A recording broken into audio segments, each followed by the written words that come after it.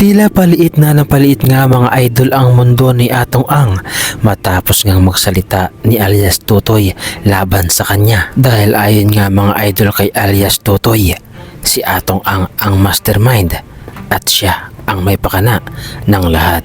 Subalit ayon naman mga idol kay alias Tutoy ay kaya naman daw niya di umanong itago ang kanilang sekreto habang buhay at hanggang sa kamatayan ay kaya niya itong itago. Subalit kung ang pamilya na daw na di umano ang nadadamay ay hindi siya papayag. Okay lang sana sa kanya mga idol di umano na siya ang patayin.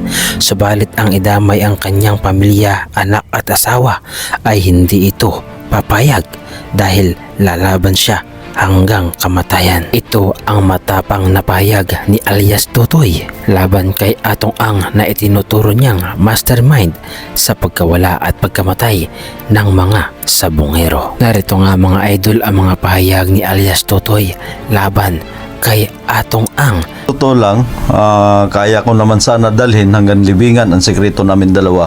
Ang problema, pamilya na ang pinag-uusapan dito. Ang gusto niya patayin mag-ina ko.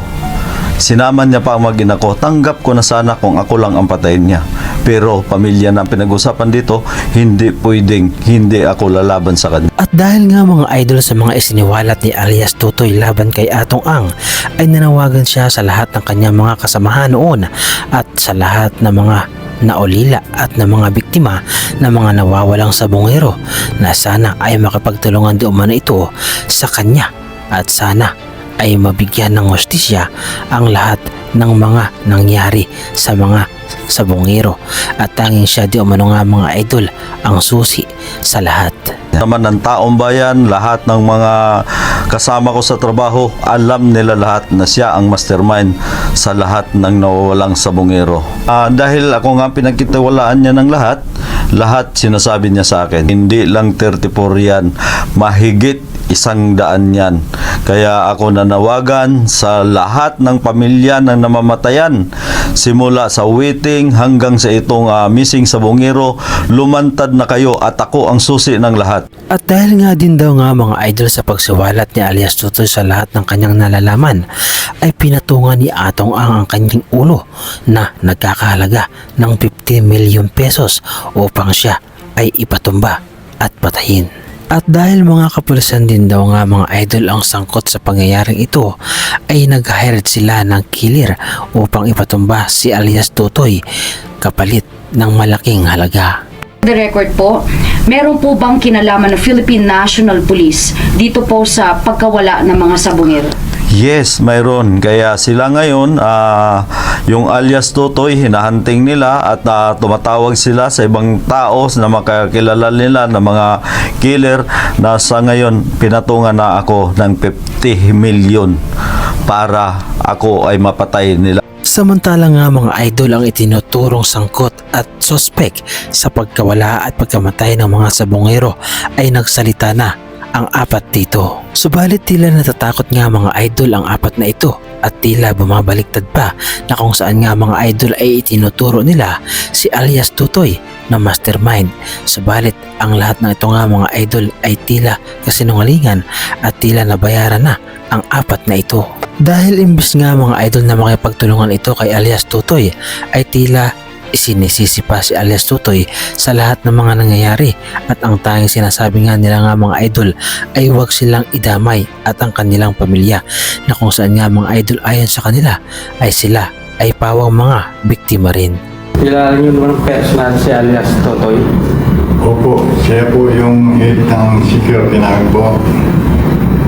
Julie Aguilar Patidungan po.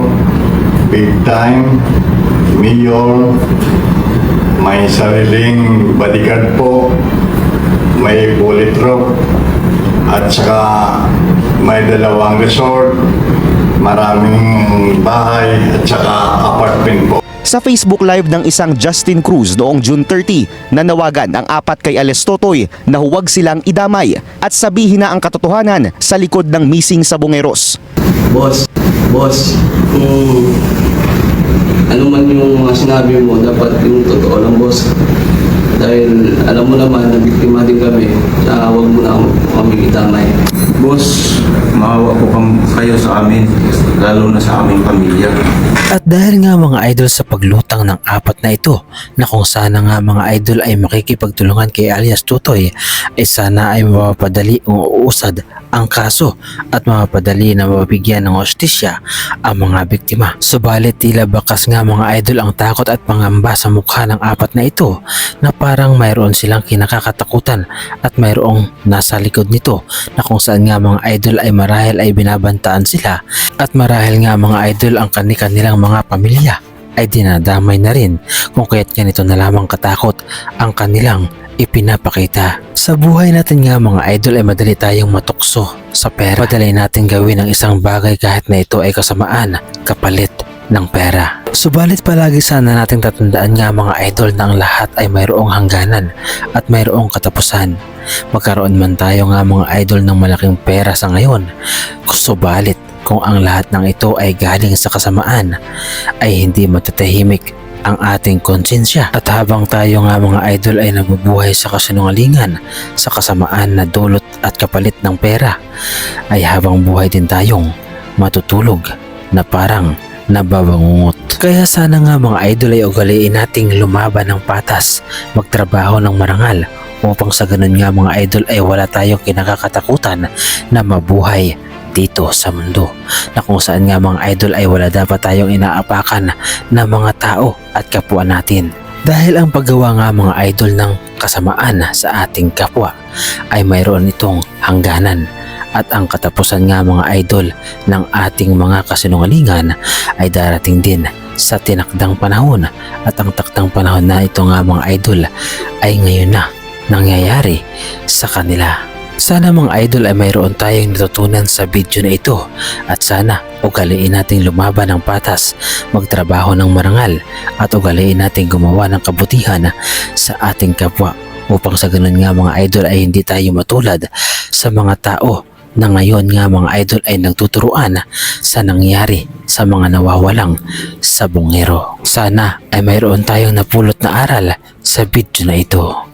So paano mga idol, hanggang dito na lang muli ang ating reaction video at kung nagustuhan ninyo mga idol ang reaction video na ito ay pahingi naman ako ng isang like, subscribe at kung pwede ay pakapindot na rin ang ating notification bell button para updated pa kayo sa lahat ng ating mga reaction video na katulad nito. Maraming salamat mga idol.